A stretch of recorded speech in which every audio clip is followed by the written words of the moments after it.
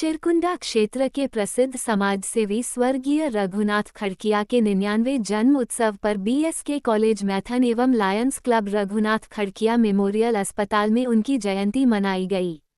इस अवसर पर उपस्थित लोगों ने माला अर्पण है पुष्पांजलि देकर श्रद्धांजलि अर्पित की। इस अवसर पर प्रसिद्ध समाजसेवी जगदीश प्रसाद अग्रवाल, विनोद प्रसाद अग्रवाल, मैथन कॉलेज के प्राचार्य doctor DP Singh, Shri Krishna Lal Rungta, Pawan Gadyan, Pradeep Kumar Agarwal, Rajkumar Gupta, doctor Leena Singh, doctor Rebecca, doctor Sunita खालको, doctor K Pandey, doctor Suryakant, Anil Kumar Toppo, Krishna Prasad, Madhusudan Khadkia, Nilanchal आदि उपस्थित थे।